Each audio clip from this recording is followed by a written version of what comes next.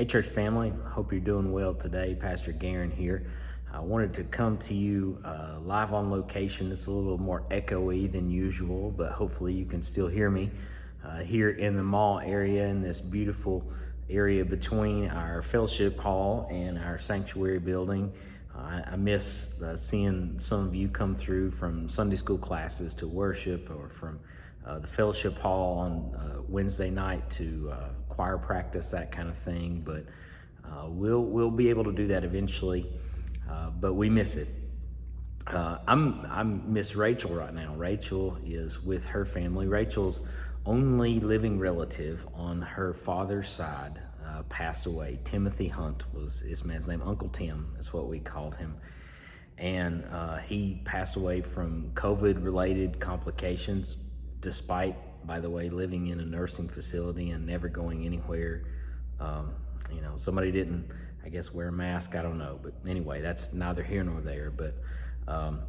But we miss Uncle Tim. And today was his funeral, which was broadcast online. And I was blown away by it. And I thought I would come and share a word with you. It was so cool to hear. He didn't have any kids, and so Rachel and her sisters and our family were kind of his family. But what's really neat is that he was a teacher, like many of you, related to teachers through the years, and students would come and send word of what Timothy Hunt meant to them, and it was incredible to hear all the things that he had done and all the people's lives that he had touched. It kind of reminds me of Shiphrah and Puah. Do you remember those ladies in the Old Testament? You may not. They're not very famous, but they're there at the very beginning of the book of Exodus. And those are the two Hebrew midwives. When the Pharaoh came to them and pronounced this awful thing, like the babies, the Jewish babies were supposed to be basically aborted, that they were supposed to kill the babies, the Hebrew midwives fought for them behind the scenes. And they would say, well, Hebrew women are vigorous. By the time that we get there, they've already given birth. And so Shiphrah and Puah are names that you don't really hear a lot, but they actually helped the Hebrew women give birth and then hide their babies from the oppressive government. It was just an incredible thing to do, and yet you don't really hear about them. And I just wanted to come today to give a shout out to all of those folks, like Shiphrah and Puah, like Timothy Hunt, like the Rick Davises, who called me yesterday and said, hey, Rev, I need you to go by and sign a piece of paper. Mary Frances Merck, maybe some of you remember her, was so very generous. And in her will, she donated some things to the church that we've been trying to work out with the ALC, and Rick Davis has been helping us with that, and he's taken care of so much just behind the scenes. You never really know about it like Rick does. Most of the things Rick does, they're just behind the scenes. Sorry, Rick, I'm telling people your secret, man, just how helpful you are.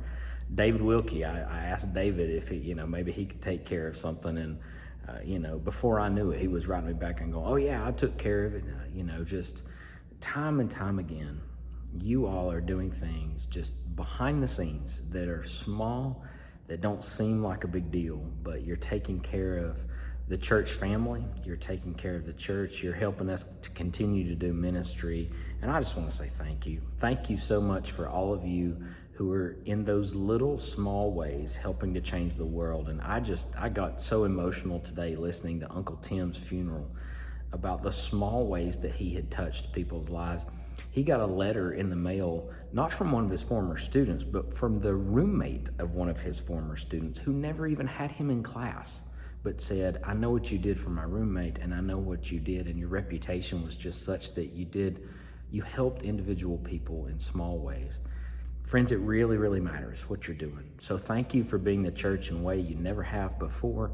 And I'm encouraged by it, and I'm encouraged by how you go out. By the way, I'm standing here in this room today because do you know why this exists?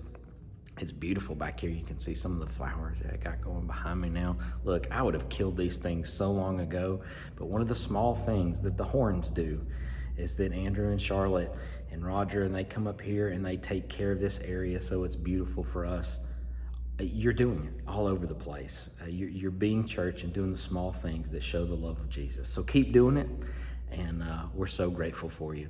Listen, thank you for joining us on worship on Sundays. We're still meeting virtually. We want to give you some opportunities that you're going to be hearing about soon with some other things, but thank you for the small ways that you're being the love of Jesus you're embodying the mystery of the grace of Jesus out in the world. I just love it. Have a great day. Let us know if we can help you. And till then, we hope to see you soon. God bless. Take care.